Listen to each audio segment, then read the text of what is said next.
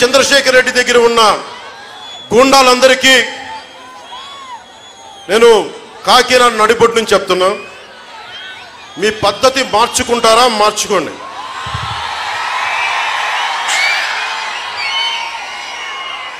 మీ అందరినీ నాకు అవకాశం వచ్చిన రోజున, అధికారం వచ్చిన రోజున ప్రతి ఒక్కరిని గుర్తుపెట్టి వీధి వీధి తన్ని తన్ని తన్ని తన్ని తీసుకెళ్తాను. గుర్తుపెట్టుకో, శండాలు ఒలిపించేస్తాను ఒక్కొక్కడికి. మీరు ఆడపిల్ల ద్వారంపూడి చంద్రశేఖర్ రెడ్డి, నువ్వు ఆడపిల్లల జోలికొచ్చినా, నీ గూండాగాళ్ళు ఆడపిల్లల్ని బెదిరించినా, మీ తాతకి చేసినట్టుగా నిన్ను మళ్ళీ బేడీలేసి మరి లాక్కెళ్తాం. గుర్తుపెట్టుకో, నీకు ఆ జీవితం నీకు వస్తుంది ఖచ్చితంగా. మీ తాతకి డిటి నాయక్ చేశాడు, నేను భీమ్లా నాయక్ ట్రీట్మెంట్ నేను ఇస్తాను నీకు. ఒళ్ళు పొగరెక్కి కొట్టుకుంటావు నువ్వు. నేను ఎందుకు నిన్ను ఏకవచనంతో పిలుస్తున్నానో కూడా చెప్తా. అందరినీ వారు వీరు మర్యాదగా మాట్లాడతా, వారు వీరిని మర్యాదగా మాట్లాడతా. నువ్వు నన్ను పచ్చి బూతులు తిట్టావు అకారణంగా, మామూలుగా తిట్లా. నీకెంత బలుపు అంటే, నీకు డబ్బులు ఎక్కువైపు వచ్చిన బలుపు నీకు. నువ్వు మా ఆడపడుచులు కొట్టించావు చంద్రశేఖర్ రెడ్డి. నువ్వు గుర్తుపెట్టుకో, ఈ రోజు నుంచి నీ పతనం మొదలైంది.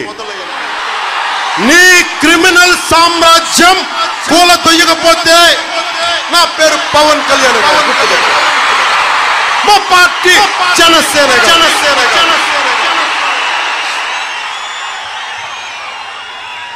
ద్వారంపూడి చంద్రశేఖర్ రెడ్డి దగ్గర ఇది పవన్ కళ్యాణ్ ముందుగా చెప్పింది. అంత ఆవేశంగా ఆయన మాట్లాడాడు అంటే అందులో చాలా గూఢార్థం ఉంటుంది. ఎందుకంటే చాలామందికి అర్థం కాంది ఆయన నైజం, ఆయన తత్వం. ఏది ఎవిడెన్స్ లేకుండా, ఏవి ప్రూఫ్స్ లేకుండా ఏదో ఫేక్గా వచ్చి వేగ్గా మాట్లాడే క్యారెక్టర్ కాదు ఆయనది. ఖచ్చితంగా ఎంతో కొంత ఆయన దగ్గర ఆ డేటా ఉంటేనే ఆయన ఆ రకంగా మాట్లాడతాడు. కాకినాడ నడిబొడ్డులో తొడగొట్టి నీ ఎంపైర్ని కూలదొయ్యకపోతే, నిన్ను రోడ్డు మీద నడిపించకపోతే నా పేరు కొణిదెల పవన్ కళ్యాణ్ కాదు అని ఆయన సవాలు విసిరాడు అంటే అంత ఆషామాషిగా తీసుకునే వ్యక్తి కాదు. సరే, ఇప్పుడు ఏదో కాస్త సౌమ్యంగా ఉన్నారు డిప్యూటీ సీఎం అయిన తర్వాత. అన్నీ నేర్చుకుంటున్నాడు ఆయన. ఒక విద్యార్థిలాగా రాజకీయాలు ఒకటి, ప్రభుత్వంలో ఉండి పాలన సాగించడం ఒకటి, తీసుకునే నిర్ణయాలు ఒకటి, ఒక బరువైన బాధ్యత ఉంది. అది తెలియని బాధ్యత అయింది. సినిమాల్లో డిప్యూటీ సీఎం, సినిమాల్లో సీఎం కాదు కదా ఆయన, రియల్ డిప్యూటీ సీఎం. తెలుసుకోవాలి కదా.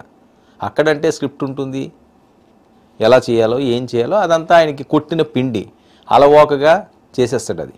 కానీ వాస్తవాలు తెలుసుకోవాలి అంటే నిబద్ధతతో ముందుకు సాగాలి, పూర్తిగా దాని మీద పట్టు సాధించాలి. ఆ పట్టు సాధిస్తున్న వ్యక్తి. అందువల్ల కాస్త లేట్ అయిందేమో, లేకపోతే ఈ పాటికే ఆయన యాక్షన్ మొదలైపోను.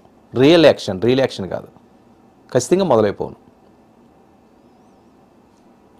ఆడపిల్లల విషయం ఆయన ప్రస్తావించడం చాలా చాలా కీలకం. ఇది ఎందుకు ఆడపిల్లల అంశం అన్నది, ఈయన అంత ట్రస్ట్ చేసి మాట్లాడారా అన్నది ఇందులో చాలా గూఢార్థాలు ఉన్నాయి. నువ్వు కానీ నీ బ్యాచ్ కానీ ఆడపిల్లల జోలికి వస్తే అని ఎందుకు అన్నాడు ఆయన? అంటే అప్పటికే మార్చి 21ని ఈవిడ కంప్లైంట్ ఇచ్చింది అంటే అంతకుముందు ఈవిడ తిరిగే ఉంటుంది. అప్పటికి ఆయన అదే మరి సీఎం అని ప్రకటించుకుంటాడట. ఆయన ఉభయ గోదావరి జిల్లాలకి సీఎం అని.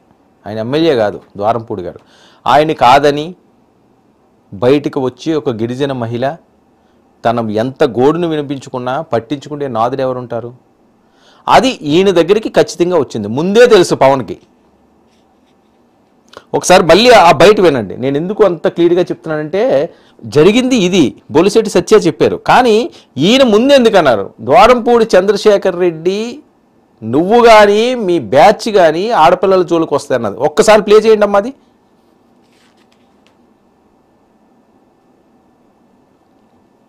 వాయిస్. చంద్రశేఖర్ రెడ్డి దగ్గర ఉన్న గూండాలందరికీ నేను కాకినాడ నడిబొడ్డు నుంచి చెప్తున్నా, మీ పద్ధతి మార్చుకుంటారా? మార్చుకోండి.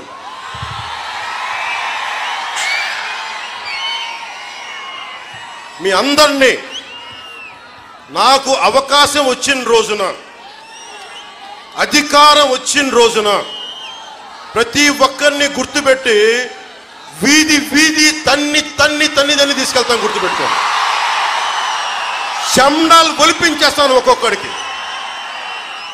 మీరు ఆడపిల్ల ద్వారంపూడి చంద్రశేఖర్ రెడ్డి, నువ్వు ఆడపిల్లల జోలికొచ్చినా, నీ గూండాగాళ్ళు ఆడపిల్లల్ని బెదిరించిన పాజ్.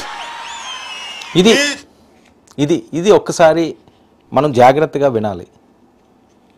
ఎందుకు ఈయన మాట అనాల్సి వచ్చింది అంటే, పవన్ కళ్యాణ్ దృష్టికి ఈ అంశం ఎప్పుడో వెళ్ళింది.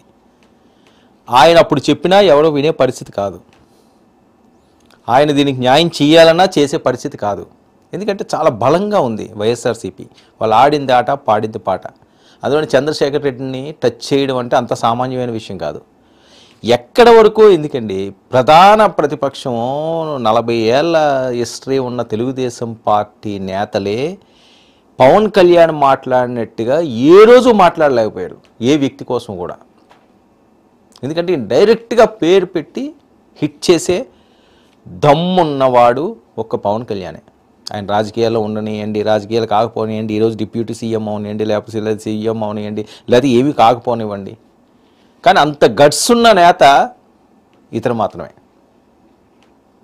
తొడగొట్టి మాట్లాడతారు ఏమీ లేనప్పుడు. అసలు ఆయన ఎమ్మెల్యే గెలుస్తాడో గెలడో తెలియదు, ఆయన ఎమ్మెల్యే అవుతాడో అవడో కూడా తెలియదు.